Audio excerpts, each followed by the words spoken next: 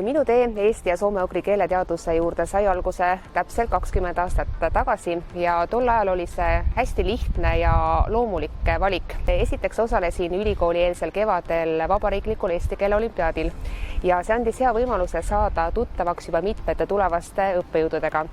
Ja kuna sain olümpiaadi esimeses voorus, milleks oli uurimistöö koostamine, vabariigis esimese koha, siis andis see mulle kinnitust, et valdkond, mis mind huvitab, võimaldab mul saavutada ka päris häid tulemusi. Ja teine põhjus oli siis niisugune, et minu onu Lembit Vaba on samuti siis selles valdkonnas teada ja tuntud tegija. Tegelikult ei ole ma ju läinud ülikooli selle teadmisega, et minust saab eesti keele õpetaja või keeletoimetaja.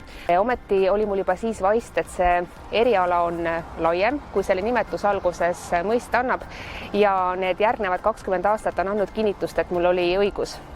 Erialaselt olen töötanud hoopiski kommunikatsioonivaldkonnas ja kõige pikemalt Kuressaare linnavalitsuses pressiesindajana, hiljem peale haldusreformi Eesti suurimas vallas, Saaremaa vallas meedia peaspetsialistina ja viimased 3 aastat olin Saaremaa vallas abivallavanem. Ja lisaks erialastele teadmistele sain tegelikult ka väga head sellist silmaringi avardamist ja arenesid ka minu süsteemsus ja loovus.